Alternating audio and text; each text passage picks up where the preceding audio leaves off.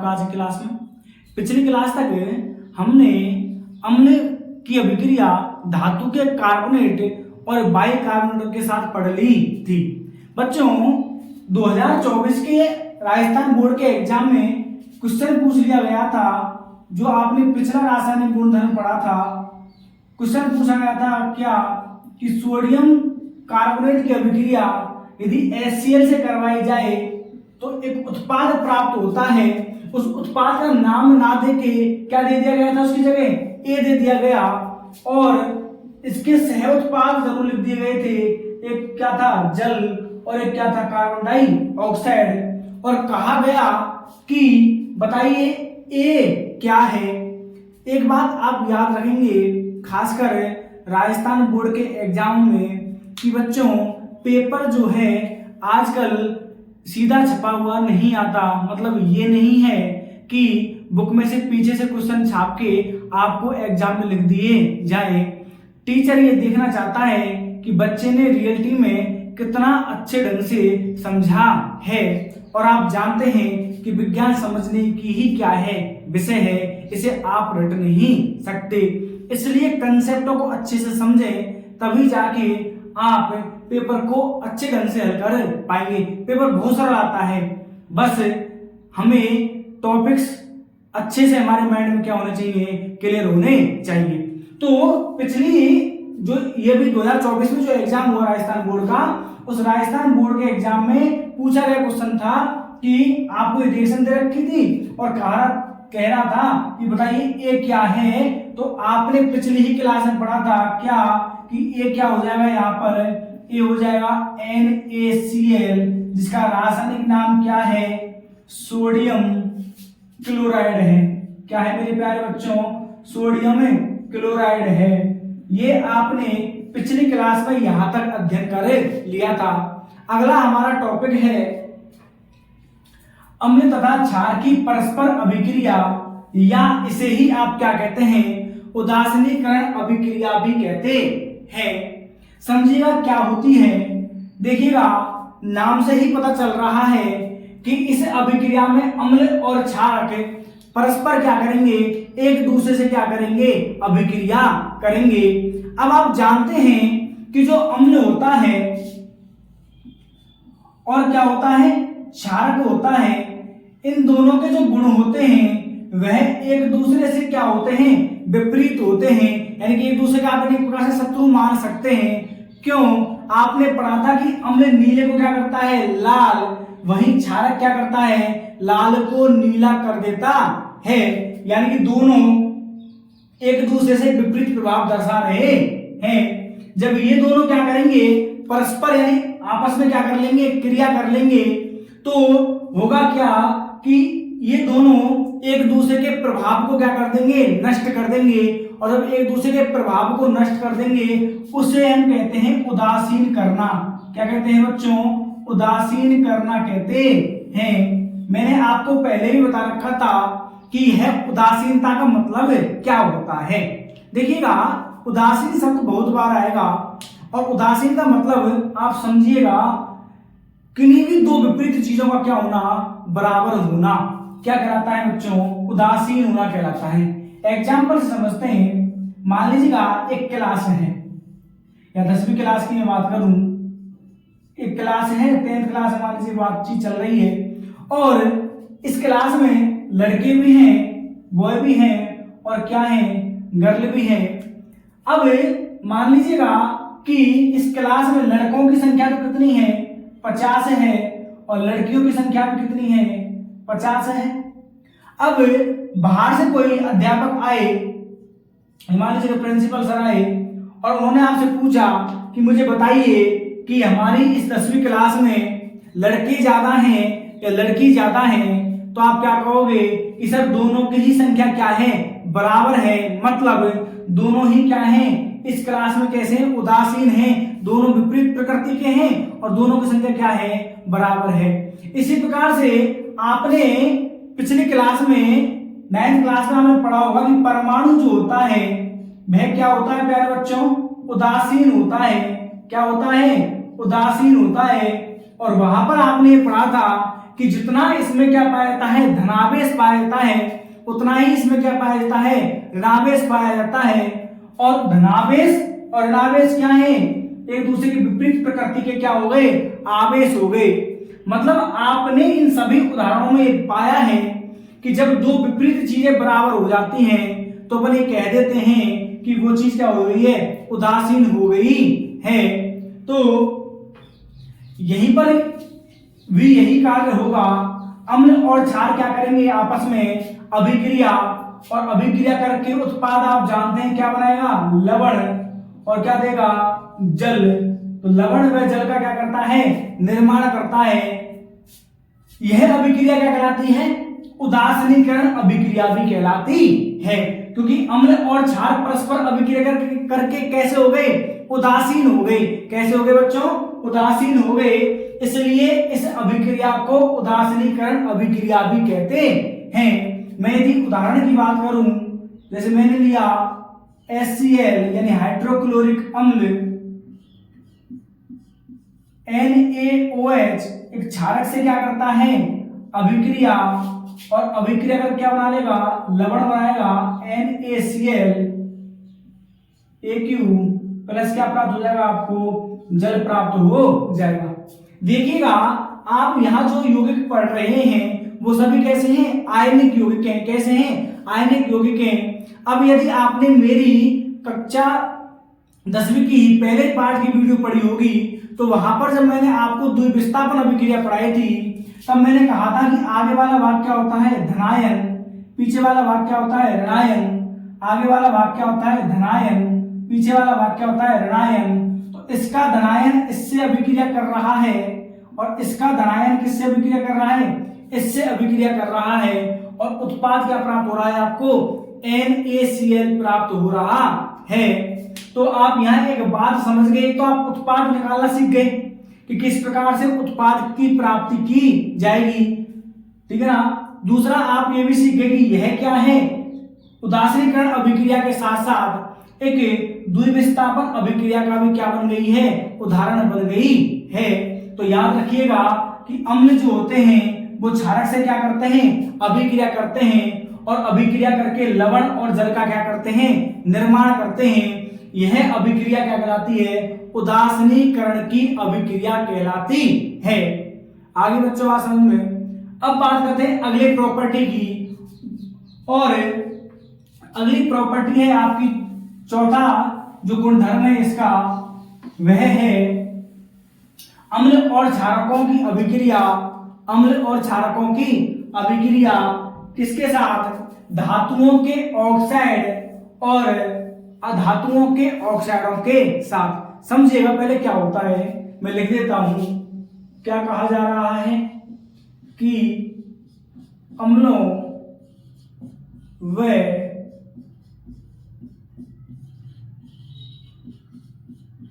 क्षारकों की अभिक्रिया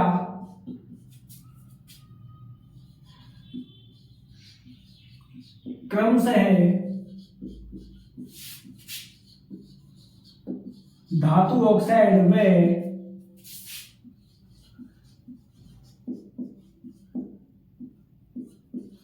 अधातु ऑक्साइड के साथ।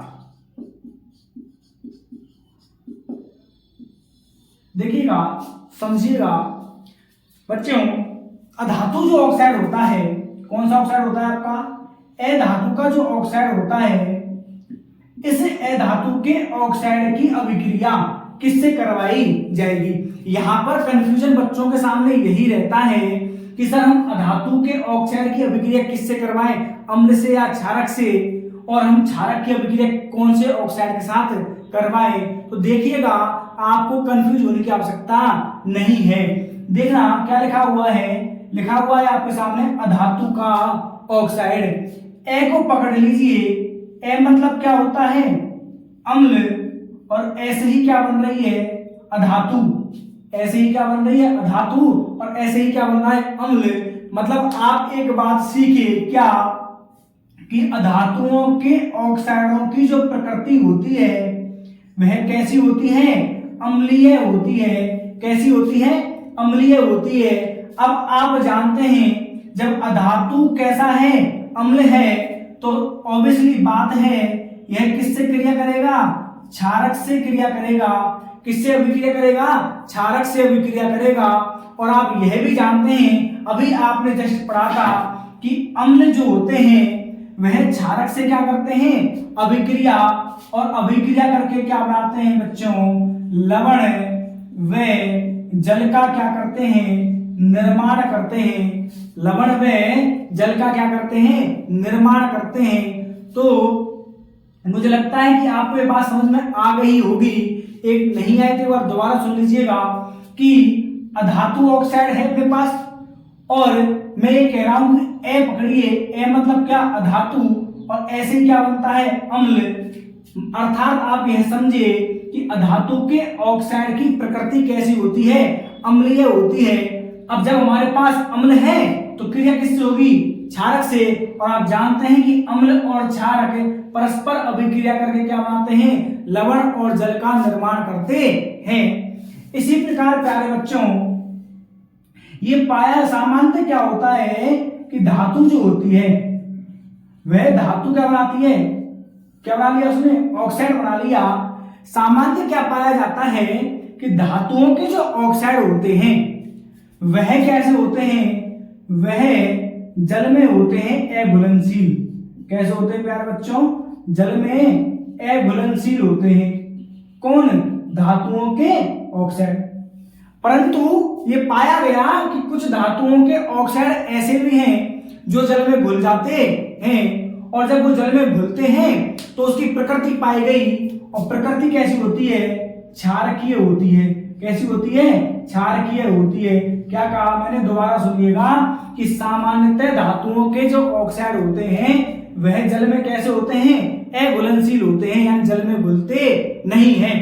परंतु कुछ धातुओं के ऑक्साइड जल में घुलते हैं, और जल में घुल करके कैसी प्रकृति दर्शाते हैं, क्षारकीय प्रकृति दर्शाते हैं। अब आप समझ गए कि जब धातु के ऑक्साइड की प्रकृति कैसी है, क्षारकीय है, तो सीधी सी बात हुई क्या, यह किससे अभिक्रिया करेगा, अम्ल से, और अम्ल से अभिक्रिया करके क्या बना लेगा, लवण और जल बना लेगा। तो आप इन दोनों में से कोई भी एक याद रखिए। आप इसे याद रखिए, बहुत ही आसान है। ए यानी अम्ल, और ए मतलब क्या, अधातु, यानी कि अम्ल जो होगा वो किससे अभिक्रिया करेगा, अधातु के ऑक्साइड से क्या करेगा, अभिक्रिया करेगा। और जस्ट क्या है, उल्टा, जब अम्ल अधातु के ऑक्साइड से क्रिया कर रहा है तो ऑब्वियसली बात है कि धातु का जो ऑक्साइड होगा वह किससे अभिक्रिया करेगा, धातु का जो ऑक्साइड होगा उसकी प्रकृति कैसी होगी, क्षारकीय है, और वह किससे अभिक्रिया कर लेगा, अम्ल से अभिक्रिया कर लेगा। मैं आपके सामने उदाहरण लिखता हूं। माना आपने क्या ले लिया, एक बीकर में क्या ले लिया, कॉपर चूर्ण ले लिया, या कॉपर का क्या ले लिया, सॉरी, ऑक्साइड ले लिया।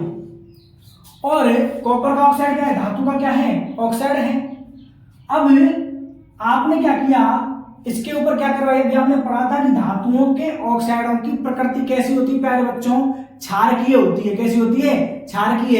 इसलिए किससे अभिक्रिया करेगा, अम्ल से करेगा। क्या है ये, कॉपर सेकंड ऑक्साइड है, यानी कि धातु का क्या है, ऑक्साइड है। और ये जो धातु का जो ऑक्साइड है वह किससे अभिक्रिया करेगा, अम्ल से। तो जब इसके ऊपर तनु सल्फ्यूरिक अम्ल डाला जाता है और धीरे धीरे उसे हिलाया जाता है तो यह पाया गया क्या कि विलयन का जो रंग है, किसका रंग है, विलयन का जो रंग है वह नीला हरा हो जाता है। कैसा हो जाता है प्यारे बच्चों, नीला हरा हो जाता है। किसका रंग, विलयन का रंग कैसा हो जाता है, नीला हरा हो जाता है। अब आपसे कोई पूछे कि कॉपर सेकंड ऑक्साइड की अभिक्रिया तनु सल्फ्यूरिक अम्ल से करवाने पर विलयन का रंग कैसा हो गया, हरा नीला हो गया, नीला हरा हो गया।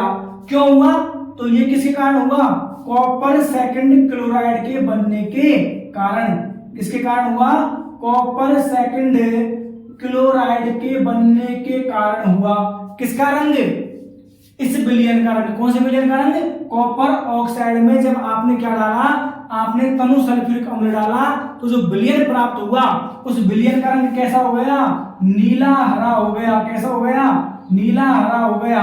लेकिन किस कारण हुआ, तो यह हुआ कॉपर सेकंड क्लोराइड के बनने के कारण। क्या है ये, धातु का ऑक्साइड। कैसी प्रकृति होती है, क्षार की है। HCl क्या है, अम्ल है। क्या है, अम्ल। ये क्या है, लवण। और ये क्या है, जल। यह आप पढ़ चुके हैं कि अम्ल क्षारक से क्रिया करके बनाता है, लवण और जल बनाता है। यहां आपको रटने की आवश्यकता नहीं है। बात करते हैं अन्य एग्जाम्पल की। आपने पढ़ा था कि, सुनिएगा, ये क्या है, ये क्या हो गया आपका, क्षार है। CaOH का ऑल्ट्राइस यानी कैल्शियम हाइड्रोक्साइड क्या हो गया, क्षारक हो गया, या क्षार हो गया।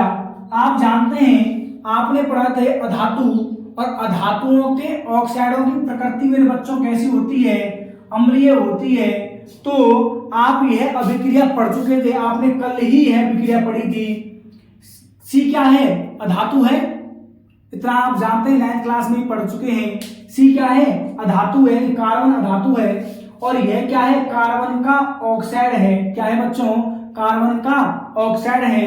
और कार्बन का जो ऑक्साइड है यानी कि अधातु का जो ऑक्साइड है, इसकी प्रकृति कैसी होगी, अम्लीय होगी। कैसी होगी, अम्लीय। और ये क्या है, क्षार है। क्या है, क्षार। पढ़ चुके हैं आप उदाहरणों में कि कैल्शियम हाइड्रोक्साइड क्या होता है, क्षार। और यही अभी आपने पढ़ा था कि अम्लीय जो ऑक्साइड होते हैं यानी कि अधातु के जो ऑक्साइड होते हैं वो कैसे होते हैं, अम्लीय होते हैं। कैसे होते हैं, अम्लीय। और अधातु का ऑक्साइड अम्लीय है तो किससे अभिक्रिया करेगा, क्षार से। और क्षार से अभिक्रिया करके क्या बनाएगा, लवण यानी कि कैल्शियम कार्बोनेट। और किसकी प्राप्ति हो जाएगी, आपको जल की प्राप्ति हो जाएगी। यह अभिक्रिया भी आप पढ़ चुके हैं। तो बच्चों आपने क्या पढ़ा, आपने पढ़ा कि अम्ल और क्षारकों की अभिक्रिया किसके साथ, धातुओं के ऑक्साइड व अधातुओं के ऑक्साइडों के साथ। एक बार पुनः रिवाइज कर लीजिएगा। यहां पर सबसे ज्यादा कंफ्यूजन क्या रहती है मेरे प्यारे बच्चों, यहां सबसे ज्यादा कंफ्यूजन यह रहती है कि सर अम्ल किससे अभिक्रिया करेगा और क्षारक कौन से ऑक्साइड से अभिक्रिया करेगा। तो बच्चों समझिएगा, मैंने आपसे अभी क्या कहा था प्यारे बच्चों कि ए धातु, क्या कहा मैंने आपसे, ए धातु, ठीक है ना। अब हमारे पास क्या है, अधातु का क्या है, ऑक्साइड है। क्या है, धातु का ऑक्साइड है। ए का मतलब क्या होता है, अम्ल होता है। यानी कि आप यह सीख गए कि अधातु के ऑक्साइड की प्रकृति कैसी हो गई, अम्लीय हो गई। कैसी हो गई, अम्लीय हो गई। यानी कि आप एक बात यहां सीखे कि अधातु का यदि ऑक्साइड हमारे पास है तो यदि उसका जलीय विलयन लिया जाए तो उसकी प्रकृति कैसी होगी, अम्लीय होगी।